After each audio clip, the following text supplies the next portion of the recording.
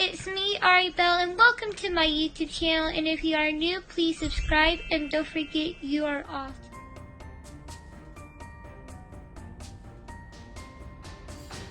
The room was not this big at the time. It was actually cut off right in the center here. You could still see 3 floorboards on the ground showing us where the wall would have been, separating 2 different rooms. I'm going to focus on this side though, because this would have been Betty Richardson's room. And I told you guys to choose wisely where you sit, and all but 2 we chose wisely, and it's you 2 back here. Now, that's because in these 3 seats over here, that's where Betty Richardson was found. You guys like the seat open for her too, she appreciates it. And she was found where her bathtub was. She was found in it, wrapped in bed linens, a wet towel around her face, and a knot to the side of her neck. Sounds very odd, but that's actually exactly what they told people to do if they had no other way to escape from a fire. And there was a fire here, but it ended up being very insignificant. It's actually so insignificant that they could have opened up the doors for service the very next day. But instead, they stayed closed for 5 days for a funeral. But not Betty Richardson's funeral, no, they stayed closed for Ruth Pickering's funeral. Ruth Pickering lived directly above where we are now in the 4th floor penthouse suite, and she was found in the same exact way as Betty. She was found in her bathtub, wrapped in bed linens, a wet towel around her face, and a knot to the side of her neck. Now, what are the odds, though, that both of these ladies would have had the same idea to wait to die? Because really, that's all they were doing, was waiting to die. Neither of them decided to look a mere inches from where their bathtub was, right outside this window, or the one that would be right above it, to see what's conveniently located on the other side. And that would be a fire escape, one of the best ways to escape from a fire. They both turned it down, and I'm not sure why, because, well, Betty would have had a very clear view of it. But what's more odd is that Ruth Pickering lived here for about 3 years. So she should know what's right outside of her bedroom window.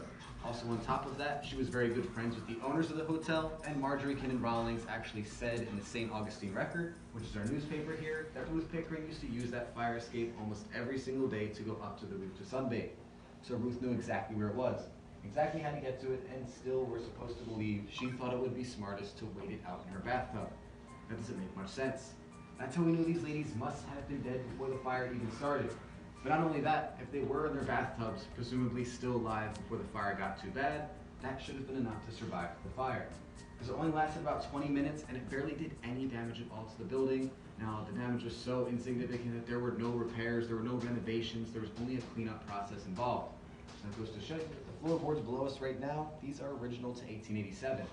What I mean by that is that over here where the fire was, there's no permanent damage, there's no burn marks anywhere. However, upstairs in the penthouse, we still do have some burn marks out there.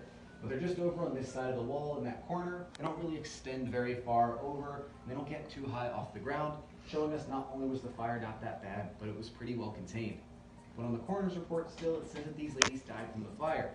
Or at least it says they died of smoke asphyxiation, which isn't even a proper term to use. They should have said it was smoke inhalation or suffocation, and it seems like a kind of small thing to nitpick at. That's what their entire report was. These little tiny mistakes that if they would have looked twice at, they very easily could have fixed and moved on. But they didn't look twice, they just moved right on. That's because they got these 2 dead bodies in from a fire in St. Augustine. It's a very safe city today, and even safer back then.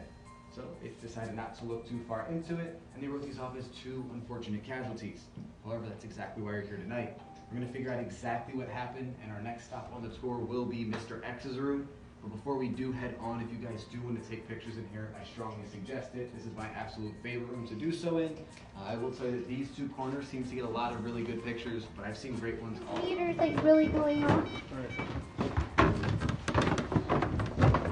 at the time, they didn't think much of the way he signed in. They just thought that he's a wealthy businessman, didn't want to be bothered, so without asking many questions, he just headed right up to his room.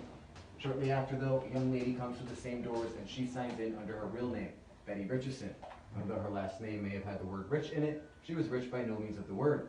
She was a dressmaker from Jacksonville, Mr. X's mistress, and by 12 p.m. that day, she would be one of the 2 dead bodies found within this building. That's exactly what we'll be going over. First, we're going to find out where they were found, and second, where they were killed. And our first stop on the tour will be Betty Richardson's room. I hope y'all really enjoyed this, and I am so excited for spooky season.